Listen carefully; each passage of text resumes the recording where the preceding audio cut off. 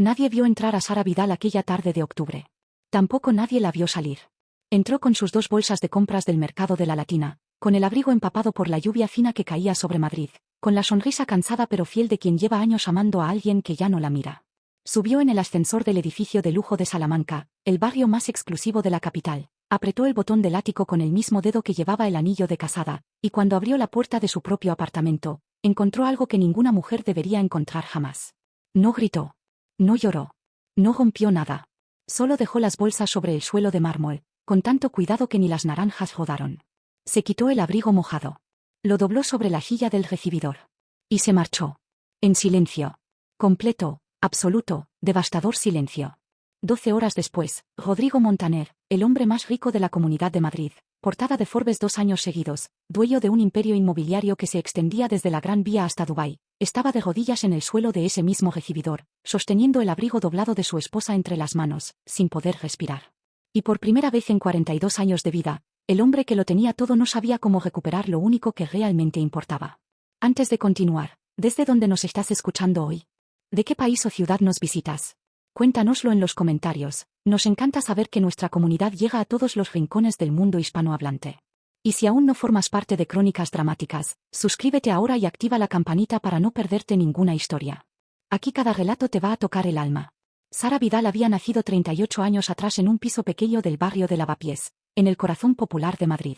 Su madre, Consuelo, era modista, su padre, Aurelio, repartidor de pan que salía de casa antes del amanecer y volvía con la espalda rota y la sonrisa intacta. No eran ricos. Pero en aquella casa nunca faltó la dignidad ni el olor a guiso en la olla debajo.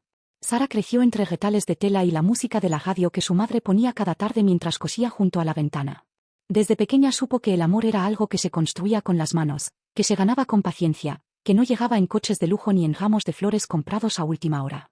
El amor, le enseñó Consuelo, era quedarse. Era lavar los platos juntos. Era pelear a veces, pero nunca irse a dormir con el rencor. Sara estudió magisterio con nota. Consiguió plaza en un colegio concertado de Vallecas y durante 8 años fue la maestra favorita de todos los niños del barrio. Tenía esa luz en los ojos que solo tienen las personas que aman de verdad lo que hacen. Sus alumnos la llamaban la señorita Sara. Ella los recordaba a todos por sus nombres, por sus miedos, por el color de los sueños que dibujaban en las fichas. Fue en una feria del Libro del Retiro donde conoció a Rodrigo Montaner. Él tenía 34 años entonces. Era alto, de mandíbula firme y ojos del color del café oscuro, con esa elegancia discreta de los hombres acostumbrados a que el mundo los mire. Llevaba un traje gris marengo sin corbata y hojeaba un libro de arquitectura con la concentración de quien no esperaba encontrar nada interesante ese día. Sara chocó contra él intentando esquivar a un niño que corría. El libro cayó. Ella lo recogió antes de que él pudiera reaccionar, lo miró, y dijo con total naturalidad: Zaha Hadid. Buena elección. Aunque yo hubiera empezado por Gaudí. Rodrigo la miró como si no estuviera acostumbrado a que nadie le dijera qué debería hacer. Y sonrió. ¿Y tú qué sabes de arquitectura? Preguntó, entre divertido e intrigado. Lo suficiente para saber que un edificio sin alma no es más que un montón de hormigón bonito, respondió ella, devolviéndole el libro. Fue el principio de todo. Rodrigo la invitó a un café esa misma tarde. El café se convirtió en cena. La cena, en un paseo por el Parque del Retiro bajo las estrellas de septiembre. Y antes de que terminara esa noche, ambos sabían que algo había cambiado para siempre. Se casaron 18 meses después, en una pequeña capilla de Toledo, rodeados de familia y de amigos que lloraron de verdad. Rodrigo le regaló un anillo sencillo de oro blanco con un brillante pequeño en el centro. Sara lo prefirió así. Le dijo que los diamantes grandes le parecían una forma de compensar lo que falta por dentro. Rodrigo se rió. Le dijo que nunca había conocido a nadie como ella. En aquel momento lo decía como un halago. Años después lo diría como una acusación. Los primeros años de matrimonio fueron genuinamente felices. Rodrigo acababa de heredar la empresa constructora de su padre y estaba en plena expansión. Trabajaba mucho, sí. Pero volvía a casa. Se sentaba a cenar con Sara. Le contaba los problemas del día y ella los escuchaba con esa atención tranquila que él decía que lo desarmaba. Contigo puedo pensar, le decía a veces, mientras ella le quitaba la corbata y él apoyaba la cabeza en su hombro. Sara dejó su puesto en el colegio cuando Rodrigo comenzó a viajar más. No fue una decisión forzada, sino gradual, casi imperceptible. Primero faltó a reuniones importantes porque no había nadie que se ocupara de los viajes. Luego empezó a acompañar a Rodrigo a eventos de empresa donde ella era la única sin tarjeta de visita. Poco a poco, la maestra de Vallecas se fue convirtiendo en la señora Montaner, la esposa discreta del empresario exitoso. Reorganizó su vida sin quejarse. Era buena cocinera, excelente anfitriona, lectora insaciable, y tenía la rara capacidad de hacer sentir a cualquier persona en casa. El apartamento del barrio de Salamanca, que Rodrigo compró cuando la empresa despegó, lo convirtió Sara en un hogar de verdad. Con plantas en la terraza, con libros por todas partes, con ese olor a canela que impregnaba las habitaciones en invierno. Pero el éxito tiene un precio que nadie pone en el contrato. A medida que la empresa de Rodrigo crecía, él cambiaba. No de golpe. Nunca es de golpe. Era en los detalles, la mirada que ya no buscaba la de Sara cuando entraba en una sala. La forma en que atendía el teléfono en la cena y levantaba un dedo para pedir silencio. Los viajes que se alargaban un día más, luego 2, luego una semana. Los cumpleaños recordados a última hora. Los aniversarios olvidados por completo.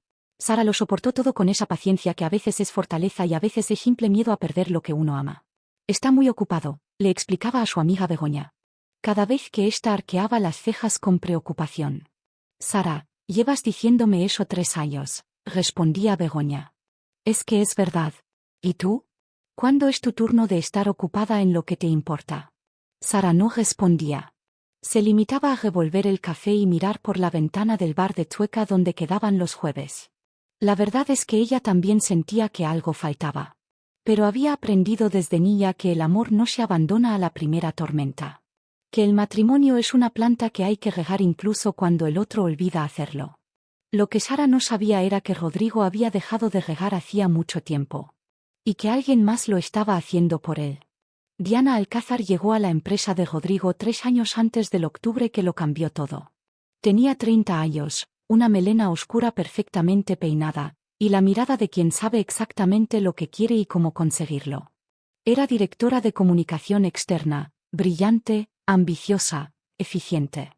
Dominaba las redes sociales, los medios, la imagen pública de la empresa con una precisión quirúrgica. Rodrigo la contrató tras una única entrevista. Esta chica va a darnos visibilidad que no habíamos soñado, le dijo a su socio Carlos. Y tenía razón, al menos en lo profesional.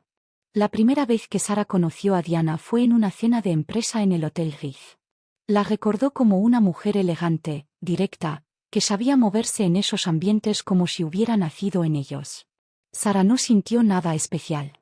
No tuvo uno de esos presentimientos que las novelas atribuyen a las esposas. Simplemente pensó que era una chica muy guapa y que le daba algo de envidia esa confianza que proyectaba. Lo que empezó como una relación profesional fue escalando en secreto durante meses. Rodrigo llegaba tarde porque había reunión en la delegación de Barcelona. Viajaba a Bilbao porque el proyecto del Guggenheim necesitaba supervisión personal. Cancelaba planes con Sara porque el inversor árabe solo estaba disponible ese fin de semana. Las mentiras, cuando son del tamaño correcto, se vuelven invisibles. Sara solo empezó a sospechar cuando notó que Rodrigo olía diferente al volver de los viajes. No a perfume ajeno, eso habría sido demasiado obvio. Sino a una colonia que ella no reconocía, mezclada con algo que no sabía nombrar pero que le ponía el estómago tenso.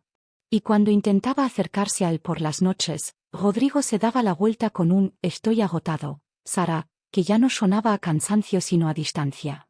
Ella se dijo que estaba siendo paranoica. Se dijo que confiaba en él. Se dijo que 9 años de matrimonio no se rompen por un olor diferente y unas noches frías. Lo que no se dijo es lo que ya sabía, que cuando una mujer empieza a convencerse de que está equivocada, rara vez lo está.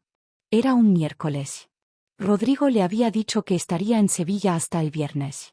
Una presentación con el ayuntamiento, cariño.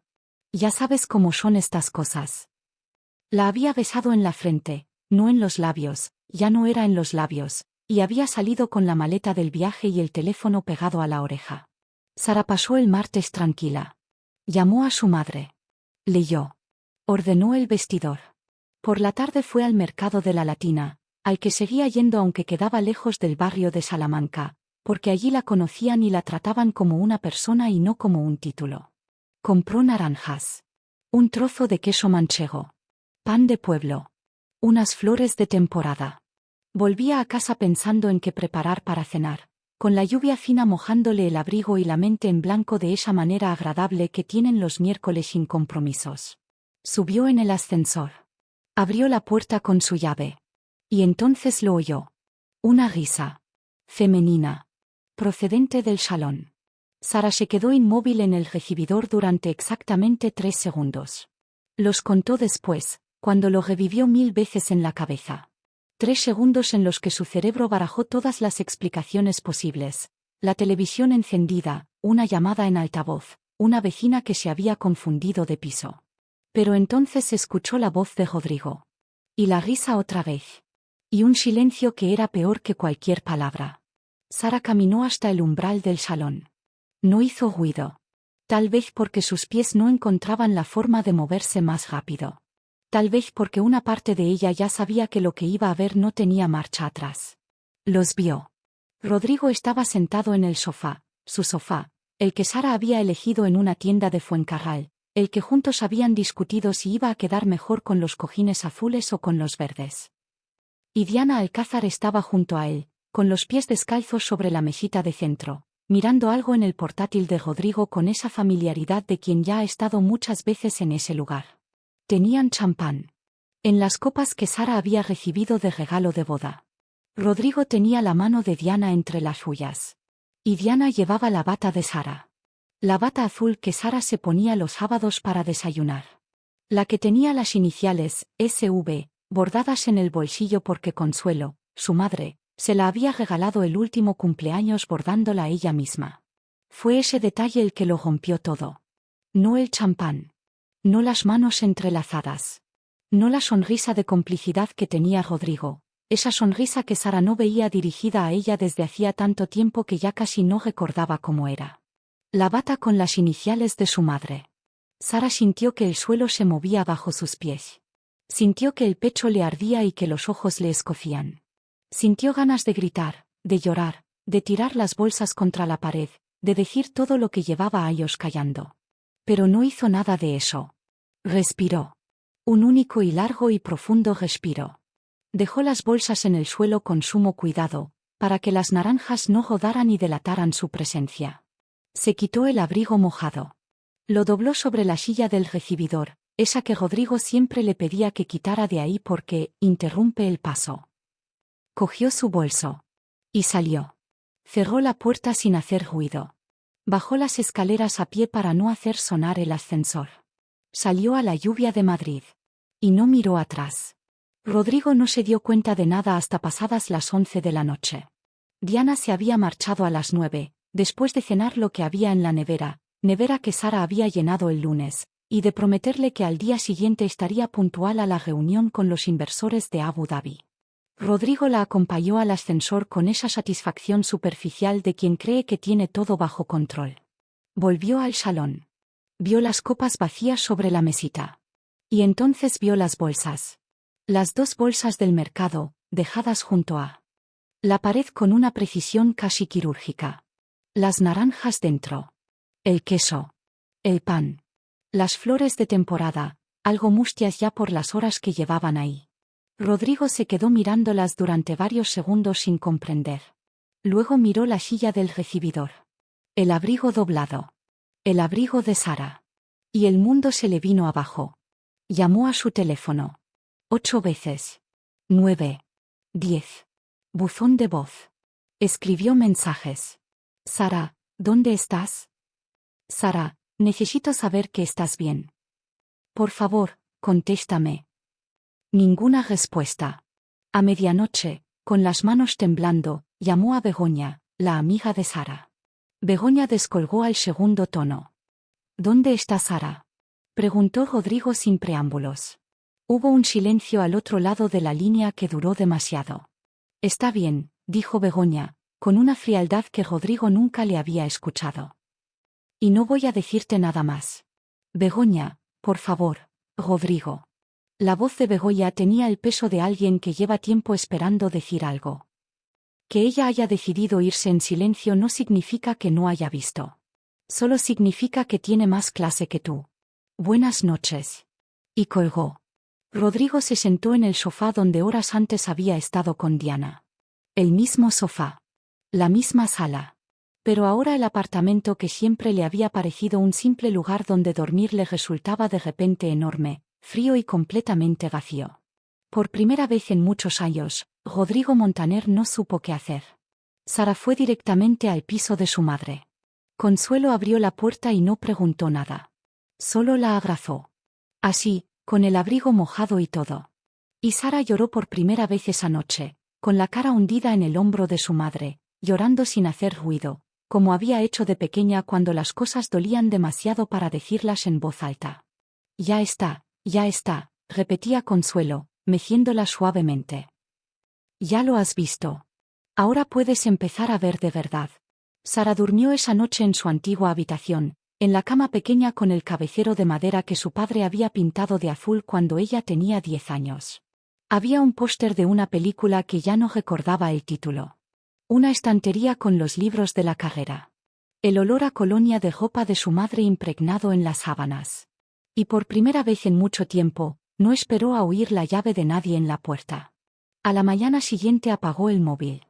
No porque estuviera escapando, sino porque necesitaba silencio para pensar con claridad. Para ordenar lo que había visto con la misma precisión con la que había dejado las bolsas y doblado el abrigo, sin drama, sin escándalo, sin darle a nadie el espectáculo de su dolor. Durante 3 días se quedó en casa de su madre. Comió los guisos de Consuelo. Ayudó a planchar. Salió a pasear por las calles de Lavapiés que la habían visto crecer. Fue a la pequeña librería de la calle Argumosa donde la conocían desde que tenía 15 años, y compró 3 novelas sin mirar el precio. El cuarto día llamó a un abogado. Su nombre era Felipe Saura, un hombre de unos 50 años con bufanda roja y gafas de media luna que tenía su despacho en la calle Alcalá. Felipe era el mejor abogado de familia que Begoña conocía, y Begoña conocía a todo el mundo. ¿Quiere el divorcio?, preguntó Felipe, con la neutralidad profesional de quien ha escuchado demasiados corazones rotos. Sara pensó durante un momento. Quiero que lo que es mío siga siendo mío, respondió. El resto puede quedárselo él. Felipe asintió y abrió su libreta. De acuerdo. Cuénteme. Lo que Sara no sabía entonces, y lo que cambiaría todo, es que 9 años de matrimonio con un hombre cuyo patrimonio había crecido de 4 millones a 180 durante ese tiempo no era algo que se resolviera en una sola reunión. Ni en 2. Ni en 10. Los primeros días, Rodrigo funcionó en piloto automático. Fue al trabajo. Firmó contratos. Presidió reuniones. Nadie notó nada porque Rodrigo Montaner siempre había sido el hombre que no mostraba nada. Pero Carlos, su socio de toda la vida, lo notó en el tercer café de la mañana cuando vio que Rodrigo miraba el teléfono cada 3 minutos con una expresión que no había visto nunca en él. ¿Qué pasa?, le preguntó, cerrando la puerta de su despacho. Rodrigo tardó en responder. Cuando lo hizo, su voz tenía una textura diferente a la habitual. Sara se ha ido. Carlos parpadeó. ¿Qué quieres decir con que se ha ido? Que llegó a casa y nos encontró. A Diana y a mí. Y se marchó sin decir una palabra.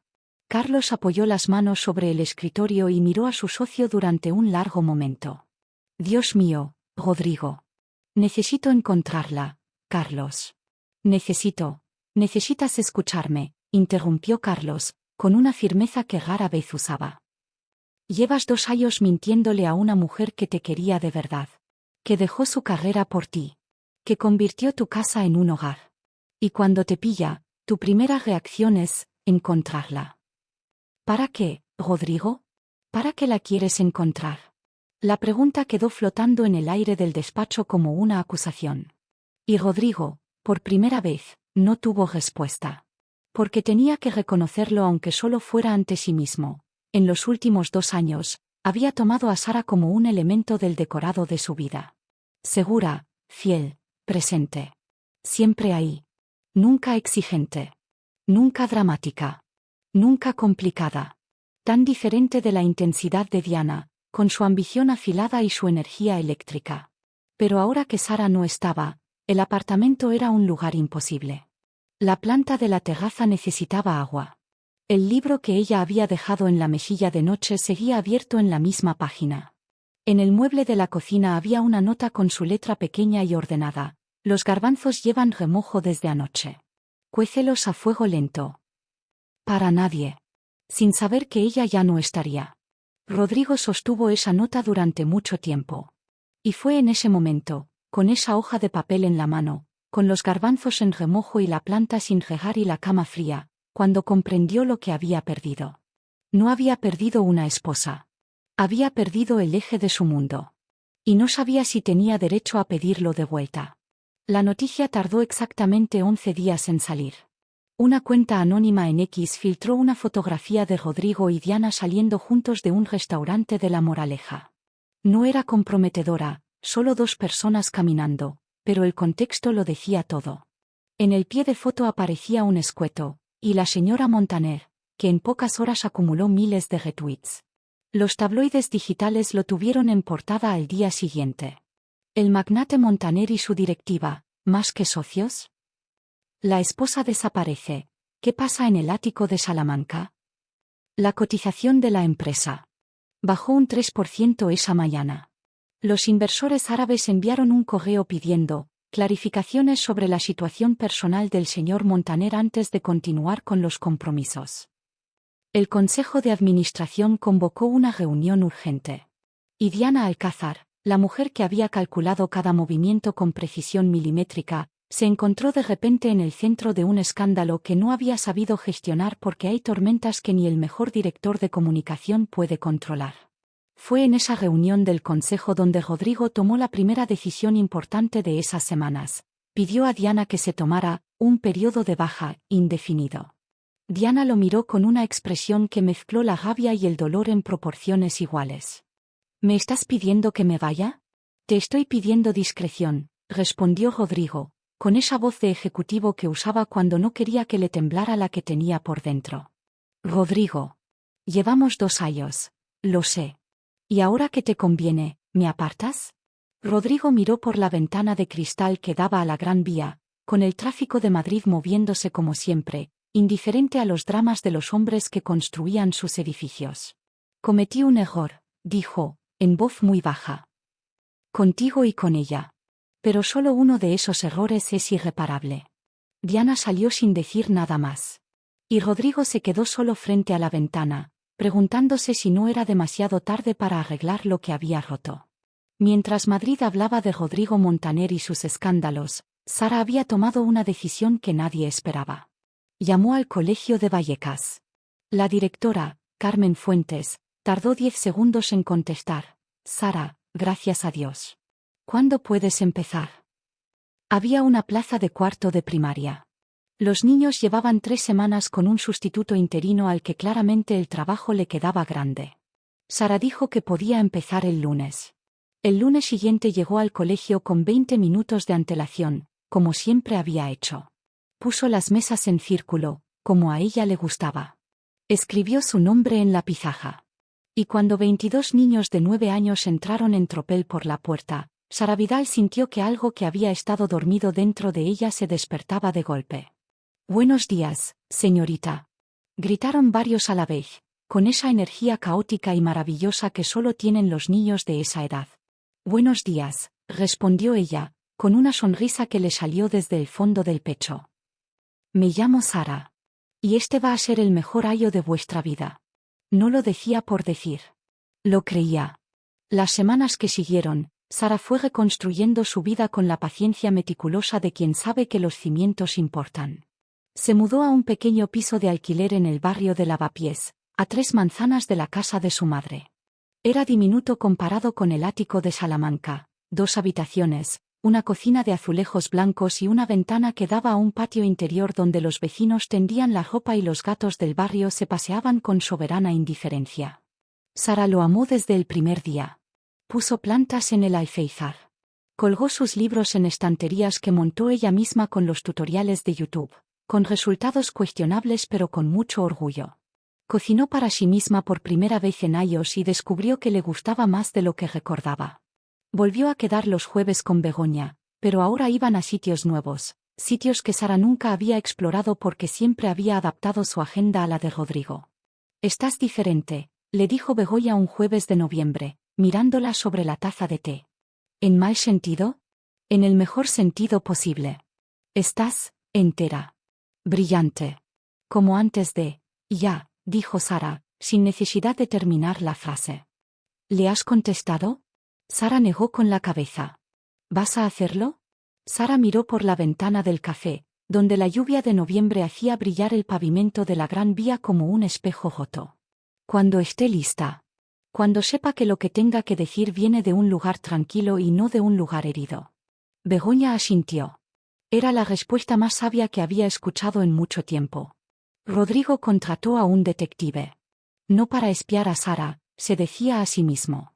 Solo para saber que estaba bien. Que tenía dónde dormir. Que comía. El detective, un hombre discreto de apellido Peral, le entregó un informe a la semana, dirección del piso en Lavapiés, trabajo en el colegio de Vallecas, sin señales de ninguna relación nueva. Rodrigo lo leyó 3 veces. Y luego lo guardó en un cajón porque leerlo era una violación de la privacidad de Sara, y si había algo que seguía siendo cierto en medio de todo el caos que él mismo había provocado, era que Sara Vidal merecía que respetaran sus decisiones. Sin embargo, no podía parar de pensar en ella. No de la manera superficial en que uno piensa en lo que ha perdido, con nostalgia vaga y algo de culpa, sino de una manera mucho más concreta y perturbadora. Pensaba en cómo ella abría los libros siempre por la última página primero porque, necesito saber que tiene un final antes de invertir mi tiempo. Pensaba en su forma de reírse, con todo el cuerpo, sin preocuparle a quien molestaba. Pensaba en cómo había convertido cada rincón del apartamento en algo vivo, con sus plantas, sus olores, sus flores compradas en el mercado aunque nadie se las pidiera. Pensaba en cómo, durante años, él había dado todo eso por garantizado. Como si el amor fuera un servicio del que uno puede prescindir cuando tiene cosas más interesantes en las que pensar. Carlos le recomendó a un psicólogo. Rodrigo pasó 3 sesiones insistiendo en que no tenía ningún problema. En la cuarta, el psicólogo, un hombre tranquilo de pelo blanco llamado Joaquín, le preguntó, ¿cuándo fue la última vez que se sintió realmente feliz? Rodrigo abrió la boca para responder y se quedó en silencio. Cerró los ojos. Y la imagen que le vino era de 4 años atrás, Sara y él en un pueblo de la Sierra de Guadarrama, un fin de semana de escapada que nadie había planificado, comiendo tortilla de patata en un bar sin nombre, riendo de algo que ya no recordaba, con las manos entrelazadas sobre la mesa de madera. 4 años. Hacía 4 años que no era feliz de verdad. Y había empleado esos 4 años en construir un imperio que ahora le parecía un decorado de cartón. Fue en diciembre cuando Rodrigo decidió escribirle. No un mensaje de texto. No un correo electrónico. Una carta. De papel. Escribió 7 borradores en 3 días. Los 6 primeros los rompió porque sonaban a excusa, a justificación, a un hombre que pide perdón porque lo necesita y no porque lo merece. El 7º decía así. Sara. No te escribo para pedirte que vuelvas. No tengo ese derecho. Te escribo porque hay cosas que debí decirte hace mucho tiempo y que callé por cobardía, por comodidad, por esa distancia cómoda en la que me refugié cuando el trabajo y el éxito me convencieron de que eso era suficiente para vivir. Me equivoqué. No en la forma en que uno se equivoca una vez y aprende. Me equivoqué de manera sistemática, consciente, construyendo una mentira sobre los cimientos del amor que tú me diste durante 9 años sin pedir nada a cambio. Sé lo que viste. Sé lo que debió costarte irte en silencio. Y sé que ese silencio fue un acto de dignidad que yo no merezco pero que te define perfectamente. Nunca rebajarte, nunca dar el espectáculo que otros esperan, nunca dejar de ser exactamente quien eres aunque el mundo intente convencerte de que cambies. He pasado estos meses intentando entender qué pasó. Y lo que entiendo, ahora que ya no tengo manera de engañarme, es que dejé de verte. No porque hayas cambiado, sino porque yo me volví ciego con cosas que brillaban más pero pesaban menos. No te pido que me perdones todavía. Solo te pido que sepas que entendí. Y que si algún día quieres hablar, estaré aquí. Rodrigo. La mandó por correo ordinario, al piso de Lavapiés. Y esperó. Sara recibió la carta un martes. Estaba preparando la mochila para ir al colegio cuando el cartero llamó al telefonillo. La leyó de pie en la cocina, con el abrigo puesto y la llave en la mano. La leyó 2 veces. La guardó en el bolso. Y fue al trabajo. Pero esa noche, cuando los niños se habían ido y el colegio estaba en silencio, sacó la carta otra vez. Y leyó la parte que decía, nunca dejar de ser exactamente quien eres aunque el mundo intente convencerte de que cambies. Y se le llenaron los ojos de algo que no era exactamente tristeza ni exactamente alivio, sino la mezcla extraña de ambas cosas que uno siente cuando alguien finalmente te ve de verdad, aunque sea demasiado tarde. Las navidades de ese año, Sara las pasó con su madre y con Begoña. Pusieron el árbol en el salón pequeño de Consuelo. Cocinaron juntas toda la noche del 24, cocido madrileño, gambas a la plancha, turrón de Gijona de la marca de siempre. Pusieron villancicos viejos en la radio y cantaron desafinadas y rieron de ello. Sara pensó en Rodrigo a medianoche. No pudo evitarlo. Se preguntó dónde estaría. Si habría encendido el árbol del ático. Si estaría solo. Y luego dejó de preguntarse esas cosas, porque había aprendido en los últimos meses que el amor propio y el amor a los demás no son cosas incompatibles, pero hay un orden correcto en el que deben aparecer. Rodrigo pasó la Nochebuena en el piso de su madre, en Alcalá de Henares. Su madre, Esperanza, una mujer pequeña y directa que había querido a Sara desde el primer día, no le hizo ninguna pregunta. Pero a los postres, mientras partía el turrón, le dijo sin levantar la vista: «Las personas como Sara no se encuentran dos veces en la vida, Rodrigo». Él no respondió. No hacía falta. En enero, cuando el abogado de Rodrigo y Felipe Saura empezaron las negociaciones del divorcio, Rodrigo autorizó a su equipo a aceptar cualquier acuerdo económico que Sara pidiera, sin condiciones y sin contraofertas. Felipe Saura lo leyó, lo releyó, y llamó a Rodrigo directamente. «¿Estás seguro de esto?», preguntó. «Completamente», respondió Rodrigo. «¿No quiere ninguna cláusula de confidencialidad? ¿Ninguna condición?». «Ninguna». Hubo una pausa al otro lado de la línea.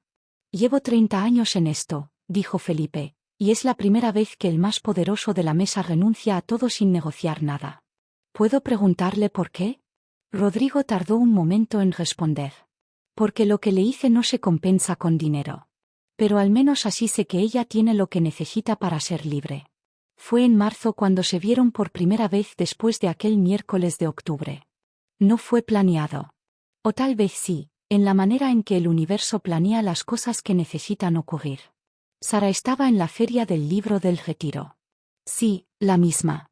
La que hacía 11 años los había unido por primera vez. Estaba buscando una novela de arquitectura para uno de sus alumnos que había anunciado, con total seriedad de 9 años, que de mayor quiero hacer edificios. Sara lo había tomado en serio. Lo tomaba todo en serio cuando venía de un niño. Y entonces lo vio. Rodrigo estaba de espaldas, hojeando un libro en la misma caseta donde 11 años atrás había estado hojeando a Zaha Hadid. Como si el tiempo tuviera la costumbre de doblar sobre sí mismo en los momentos importantes. Sara se quedó inmóvil durante un segundo. Luego respiró. Y siguió caminando. Fue él quien la vio a ella. «Sara». Ella se detuvo. Se giró. Lo miró. Rodrigo estaba diferente. Seguía siendo alto, seguía siendo el hombre de mandíbula firme y ojos de café oscuro, pero había algo en el que había cambiado de una manera que Sara tardó un momento en identificar. Luego lo entendió, lo que habían desaparecido eran las capas. La coraza del ejecutivo. La distancia cuidadosamente mantenida del hombre que nunca se baja de su pedestal. Rodrigo Montaner le estaba mirando como le miraba 11 años atrás en esta misma feria. Como si ella fuera la persona más interesante del mundo. «Hola», dijo Sara, con una calma que le había costado meses construir. «¿Cómo estás?», preguntó él. «Bien», respondió ella. Y lo decía en serio. Hubo un silencio. No incómodo. Uno de esos silencios entre personas que se conocen demasiado bien como para llenarlo con palabras innecesarias. «Leí tu carta», dijo Sara entonces. «Lo sé». «¿Lo sabes? Porque no me la devolviste». Y Sara Vidal devuelve todo lo que no quiere conservar. Ella lo miró. Y a pesar de todo, a pesar del dolor y los meses y la bata azul con las iniciales bordadas por su madre, sintió algo que no había esperado sentir. Sintió que todavía lo conocía. «¿Tienes tiempo para un café?», preguntó Rodrigo, con una humildad que nunca le había conocido. Sara miró el libro de arquitectura que tenía en la mano. «Primero necesito encontrar esto», dijo. «¿Para qué?». «Para un alumno que quiere ser arquitecto». Rodrigo la miró, y por primera vez en muchos meses, sonrió de verdad. Conozco a alguien que podría orientarle mejor que cualquier libro, dijo. ¿Un arquitecto de verdad? Uno con demasiados edificios y demasiado poco tiempo para la gente que importa. Aunque está trabajando en eso. Sara lo estudió durante un momento. Y luego asintió. Un café, dijo. Solo un café. Solo un café, repitió él. Y los dos sabían que un café entre ellos nunca había sido solo un café. Se sentaron en la misma terraza del Retiro donde habían tomado su primer café 11 años antes. La misma vista, los árboles, el estanque, la gente paseando con perros y niños y ese ritmo tranquilo que tiene Madrid en primavera. Hablaron durante 3 horas. No de lo que había pasado. No todavía. Primero hablaron de otras cosas, de los niños del colegio de Sara, de un proyecto de Rodrigo en Toledo que estaba rehabilitando edificios históricos para convertirlos en viviendas asequibles, algo nuevo en él, que sorprendió a Sara, de los libros que cada uno había leído en esos meses, de cómo Madrid había cambiado y cómo seguía siendo la misma ciudad de siempre al mismo tiempo. Fue Rodrigo quien llevó la conversación al único lugar donde tenía que ir. Necesito pedirte perdón, dijo, directamente, sin preámbulos. No como parte de ningún proceso legal. No para que cambies de opinión sobre nada. Solo porque es lo correcto y porque llevo meses diciéndolo en cartas que no sé si expresan bien lo que siento. Sara lo escuchó. Te traicioné, continuó Rodrigo. Y antes de traicionarte físicamente, te traicioné de todas las otras maneras. Dejé de mirarte, dejé de escucharte, dejé de valorar lo que construiste a mi lado con tus propias manos. Me convertí en exactamente el tipo de hombre que nunca quise ser. Y lo peor es que me fui dando cuenta despacio y no hice nada por cambiarlo. Sara no dijo nada durante un momento. ¿Por qué me lo cuentas ahora? Preguntó al fin. Porque mereces la verdad. Y porque necesitaba decírtela a la cara, no en papel. Sara miró el estanque. Un niño lanzaba migas a los patos con la concentración absoluta que tienen los niños cuando hacen algo que les parece importante. Yo también tuve mi parte, dijo finalmente. Rodrigo la miró, sorprendido. No me refiero a lo que hiciste, aclaró Sara. Eso es tuyo y punto. Me refiero a que yo también callé demasiado. Me conformé con menos de lo que necesitaba porque tenía miedo de que si pedía más, me quedara sin nada. Y eso, hizo una pausa, eso también es un error. Uno diferente, pero un error. Rodrigo la miró como si la estuviera descubriendo de nuevo. ¿Cómo haces eso? Preguntó. ¿Hacer qué? Ver con tanta claridad. Sin rabia. Sara sonrió, levemente. Rabia sí tuve. Mucha. Pero la rabia es cara de alquilar y yo ya pago bastante alquiler en Lavapiés. Rodrigo se rió. Una risa corta, genuina, que a Sara le resultó dolorosamente familiar. Cuando se levantaron para irse, la tarde ya había empezado a enfriarse y las farolas del Retiro comenzaban a encenderse. ¿Puedo llamarte? Preguntó Rodrigo. Sara lo consideró. Puedes intentarlo, respondió. No era un sí. Pero tampoco era un no. Era algo mucho más complicado y más honesto que cualquiera de los dos. Lo que siguió no fue un reencuentro de película. No hubo música de fondo ni lluvia dramática ni besos en el momento exacto. Fue algo mucho más parecido a la vida real, lento, cauteloso, lleno de conversaciones difíciles y silencios necesarios y momentos en que cualquiera de los dos podría haber dado marcha atrás. Rodrigo llamó el viernes. Sara descolgó al cuarto tono. Hablaron durante 40 minutos de cosas sin importancia y de una cosa muy importante que ninguno nombró directamente pero que los dos sentían circular por debajo de cada frase como una corriente de agua. A las semanas, quedaron para comer. Rodrigo le mostró los planos del proyecto de Toledo. Sara los estudió con atención real y señaló 3 cosas que mejorarían la distribución de la luz natural. Rodrigo las anotó todas. ¿Cuándo aprendiste a leer planos? Preguntó, asombrado. Llevas 11 años sin preguntar qué aprendo, respondió ella, sin acritud. Era verdad. Y Rodrigo lo recibió como lo que era, no un reproche, sino una observación. La terapia con Joaquín continuó. Rodrigo empezó a ir 2 veces por semana. Aprendía, despacio, con la torpeza de quien no está acostumbrado a mirar hacia adentro, a distinguir entre lo que necesitaba y lo que creía que necesitaba. A entender cómo el éxito profesional le había dado una ilusión de plenitud que ocultaba un vacío que nunca supo nombrar. Sara, por su parte, no esperó a que Rodrigo se arreglara para estar bien. Ella ya estaba bien. Había aprendido, en esos meses de soledad elegida, que no necesitaba a nadie para ser completa. Y esa certeza, paradójicamente, era lo que le permitía abrirse de nuevo sin miedo. Porque el amor que nace del miedo a quedarse solo es frágil como el cristal. Pero el amor que nace de quien ya sabe que puede vivir sin el otro y lo elige igual, ese amor es diferente. Es libre. Es sólido. Es el único que vale la pena. En mayo, Rodrigo le pidió a Sara que le acompañara a Toledo para ver el avance de las obras. Era la primera vez que le pedía algo que no fuera tiempo o conversación. Sara dijo que sí. Fueron un sábado temprano, en coche, con los ventanales bajados porque la primavera castellana tenía ese olor verde e imposible que se cuela por todas partes. Rodrigo puso música, sin preguntar, como antes, y Sara cambió la canción, también como antes, y él se rió y dejó la que ella había puesto. Toledo los recibió con sus calles de piedra color miel y el Tajo brillando al fondo del barranco. Las obras estaban en el casco histórico, 3 edificios del siglo XVIII que Rodrigo estaba rehabilitando para convertirlos en 30 viviendas de precio moderado para familias jóvenes. Sara los recorrió en silencio, tocando las paredes, mirando las vigas recuperadas del techo, imaginando cómo quedaría. ¿Qué opinas?, preguntó Rodrigo, observándola. ¿De verdad quieres saberlo? De verdad. Sara se giró. Creo que es el mejor proyecto que has hecho en tu vida.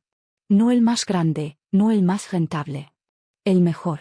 Porque tiene alma. Rodrigo la miró en silencio. Un edificio sin alma no es más que un montón de hormigón bonito, dijo él, repitiendo sin querer las palabras de la primera vez. Sara lo reconoció y sonrió despacio. Exactamente. Comieron en un mesón pequeño cerca de la catedral. Vino de la Mancha, queso añejo, cordero al horno. Hablaron durante horas.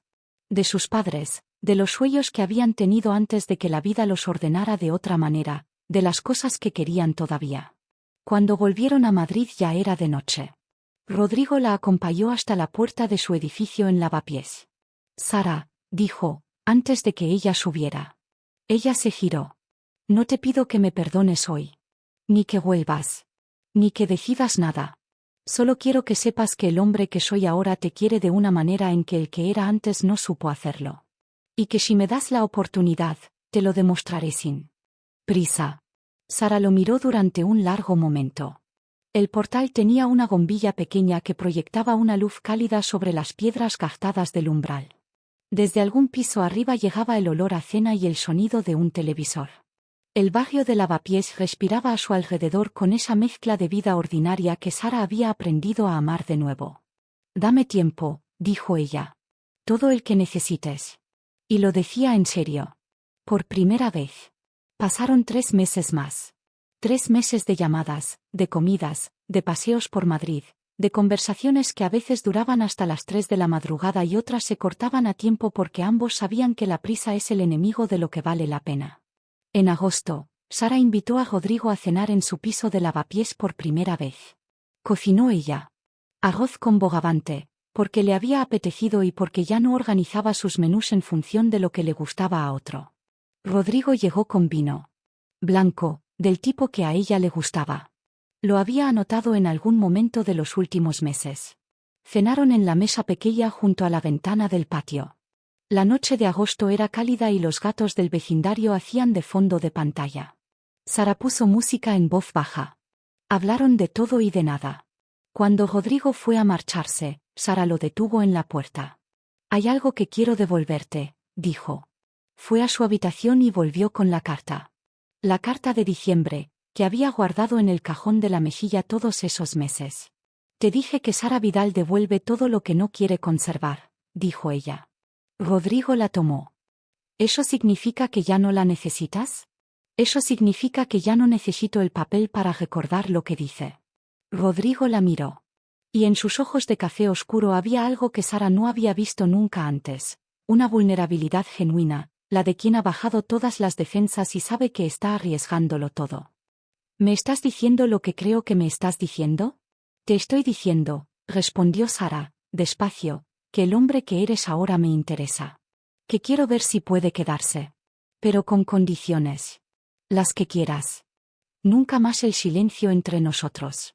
Ninguno de los dos. Si algo va mal, se dice. Si algo duele, se dice. Sin acumular, sin esconder, sin construir distancias que un día son demasiado grandes para cruzar. Hecho, dijo Rodrigo, sin dudarlo. Y me quedo en Lavapiés. Rodrigo parpadeó. ¿Aquí? Aquí. O donde decidamos juntos. Pero no vuelvo al ático de Salamanca porque ese espacio ya no es mío. Rodrigo asintió. Puedo vender el ático, dijo, sin vacilar. No tienes que hacer eso, quiero hacerlo. Quiero empezar desde un lugar que sea de los dos, no de uno de los dos que el otro ocupa. Sara lo miró durante un largo momento. Y entonces hizo algo que no había hecho desde aquella tarde de octubre, se acercó a él y lo abrazó. No fue un abrazo de película. Fue el abrazo de dos personas que saben todo lo que hay entre ellas, lo bueno y lo roto, y que deciden que vale la pena seguir. Rodrigo la sostuvo como si tuviera miedo de que se fuera otra vez. Y Sara, con la mejilla apoyada en su hombro, pensó que a veces las personas tienen que romperse para aprender a quererse de verdad. Vendieron el ático de Salamanca en noviembre. Con lo que sacaron, más lo que Sara recibió en el acuerdo, compraron un piso grande en el barrio de Malasaña, 4 habitaciones, techo alto, suelos de madera antigua y una terraza que daba a los tejados de Madrid. El piso tenía historia, tenía alma, tenía la textura de las cosas que no son perfectas pero sí son reales. Sara lo decoró de nuevo. Con plantas. Con libros. Con ese olor a canela que ella ponía en invierno y que Rodrigo aprendió finalmente a asociar no con el olor del piso, sino con el olor de ella, que son dos cosas muy diferentes. Rodrigo siguió con la empresa, pero con cambios. Nombró a Carlos consejero delegado y él mismo dio un paso atrás para ocuparse del área de proyectos sociales, rehabilitaciones de barrios históricos, viviendas asequibles, centros culturales en ciudades medianas. Le daba menos dinero pero infinitamente más sentido. Sara siguió enseñando en el colegio de Vallecas. El niño que quería ser arquitecto se llamaba Miguel, tenía 10 años y ya llevaba 3 cuadernos llenos de planos de edificios imaginarios. Rodrigo fue a hablar con su clase un martes de enero y pasó 2 horas respondiendo sus preguntas con una paciencia que Sara nunca le había visto. Cuando salieron del colegio ese día, Sara le cogió la mano en la calle. «Hoy te has ganado mucho más de lo que crees», le dijo. «¿Sí?» Miguel ha dicho que quiere ser, como ese señor que sabe escuchar. Rodrigo se quedó en silencio un momento. «Eso es lo más bonito que me han dicho en mucho tiempo», dijo al fin. «Más bonito que Forbes», apuntó Sara. «Infinitamente más bonito que Forbes». Un año después de aquella tarde de octubre, Sara y Rodrigo no eran los mismos que habían sido. Ninguno de los dos. Habían pasado por el fuego que ella eligió encender caminando en silencio hacia la puerta, y lo que quedaba era algo más pequeño en apariencia pero mucho más sólido en esencia. No lo tenían todo. Pero tenían lo que importa. Y eso, al final, es toda la historia de Sara y Rodrigo. Nos recuerda algo que a veces olvidamos en la prisa de vivir, que el silencio puede ser el acto más valiente. Sara no gritó. No se humilló. No imploró ni destruyó nada. Recogió su dignidad del suelo, ese suelo frío de mármol del ático, y se marchó con ella intacta. Y fue exactamente ese silencio el que lo cambió todo. No la confrontación.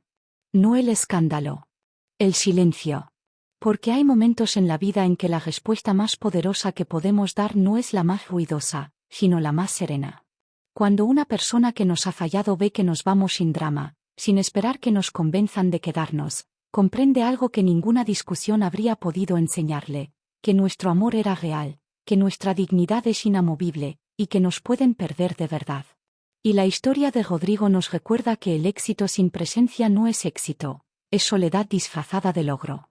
Que los seres humanos no somos elementos del decorado de la vida de los demás. Que el amor que uno no cuida, se va. Y que nunca es tarde para convertirse en la persona que debimos ser siempre y cuando tengamos la honestidad de reconocer lo que fallamos y la valentía de cambiarlo. Pero sobre todo, esta historia nos enseña que los finales felices no llueven del cielo. Se construyen. Con verdad, con paciencia, con la disposición de mirar al otro de frente y decir, aquí estoy.